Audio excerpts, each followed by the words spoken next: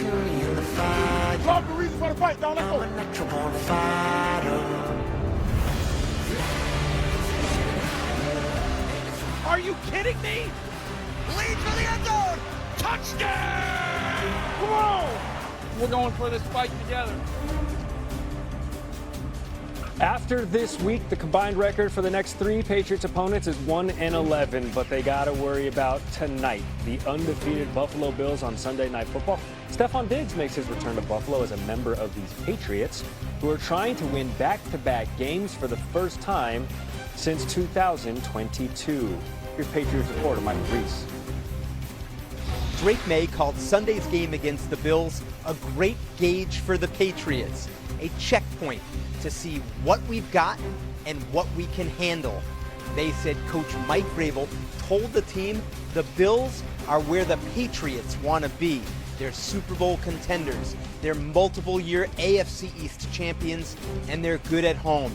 So May said to beat them and break their 14-game home winning streak, they need to play 4 quarters, and they need to bring their own energy in a hostile environment. May is spinning it through 4 games, putting up nearly the same numbers as the 2024 MVP campaign of Josh Allen. Both quarterbacks averaging 8 yards per pass attempt. They've both thrown for 7 touchdowns apiece. The big difference here is Allen and the Bills, they're 4-0. May and the Patriots, that's right. It's a wrap. Jackson Dart wanted to fight everybody last week in a Charger uniform in his first career win. So we got good news, bad news for the Giants. Good news, taking on the winless Saints. Not a bad start for Dart, right? To get his second straight win. Bars.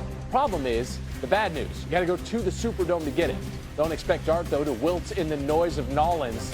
This man played in the SEC. Hostile crowds, not anything new. A winning streak for New York, though, would be.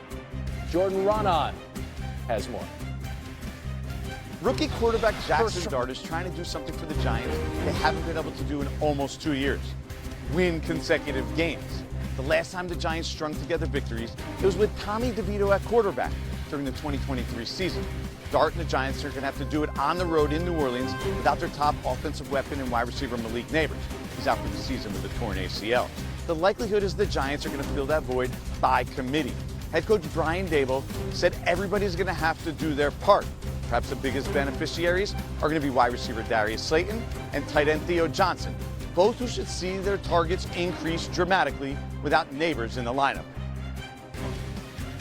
Herm Edwards with us now. Coach, there's no Malik Neighbors for Jackson Dart or the rest of the Giants offense, but how can Dart take what he did well in last week's season debut and roll it forward against the Saints? Well, I think if you're the Giants, first of all, starts with your running game. Scatterboo all of a sudden became a Giant fan favorite, right? Sure. Rightly so. He's a big, powerful back.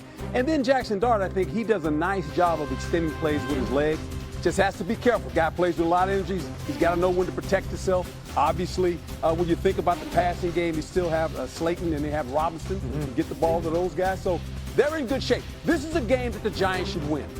Yeah. They're a better team than the Saints right now. The Saints are 0-4 for a reason. They're not playing very well. This is a must-win for the Giants. From a rookie quarterback who made his first start and his subsequent first win last week in Jackson Dart. We got another one starting today in London. What do you need to see from Dylan Gabriel, who gets the start, or the Browns against the Vikings? What I saw in the preseason, he was very, very accurate with the football. Sure. He's a timing quarterback. He's not going to beat you vertically throwing the ball down the field, but he gets the ball out of his hand very well. He throws it in nice spots. Offense is not too big for him. Watch him here. He just gets the ball out. He throws it to the open guy. He keeps the chains moving. So I like his style of play. Sure. He's left-handed. Reminds me a lot of a guy that played there a long time ago. When you think about the Browns, you know, and it was your San Diego State guy. Yeah. And so, you know, the thing they like about him, ball's out. Sure. He gets the ball out, like Brian Sipe. Brian Sipe was back in the day from San Diego State. Reminds me a lot of Brian Sipe. Same height, same demeanor. Right? Good quarterback. There's a great defense in Cleveland, and you're going against a Minnesota guy, and Carson Wentz getting the start. I mean, it had to set the world on fire. It's an opportunity for Cleveland. What do you see on the defensive side of the football for these Browns? Well, obviously, look, Carson Wentz has seen everything you can imagine as a quarterback, so you're not going to fool him, right? Can you get him to turn the ball? Can you bring pressure and make him, you know, throw the ball to you? That's going to be the key. Yeah.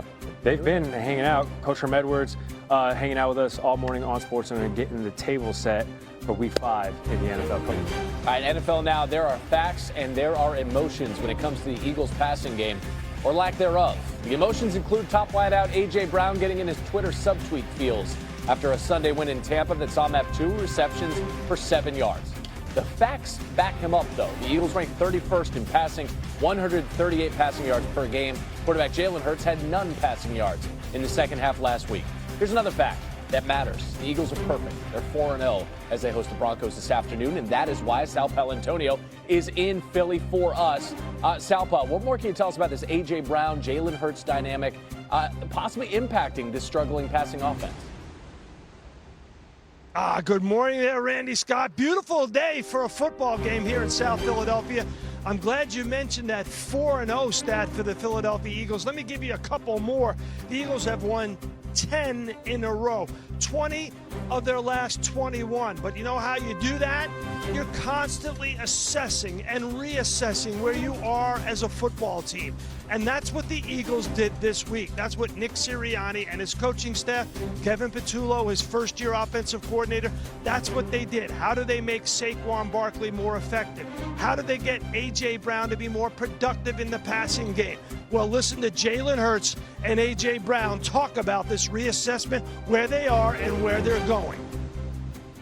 I think it's a bad thing for one. The ball is not just for targets or anything to put numbers up, but no, I see that that we're struggling, and I'm a guy that wants the ball in those times when we can't find a way. Give it to me. Like when the game's on the line, give the ball to me. It's not just 2 people.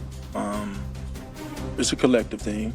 It's about the offense generating and being what we believe it could be, and what we've shown it can be. And so that's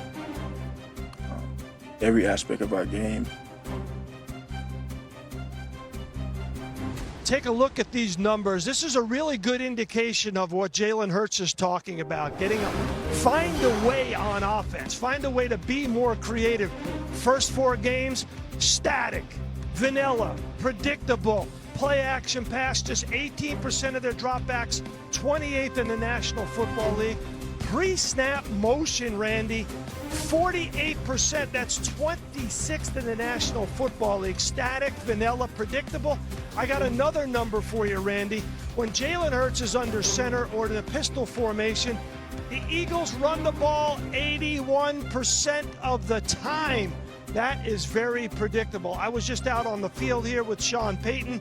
We were talking about his old days when he was the Eagles head coach. He's got quite a defense.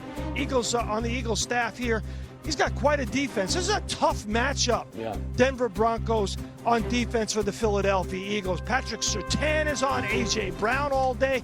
They grade out as the best pass rush in the National Football League.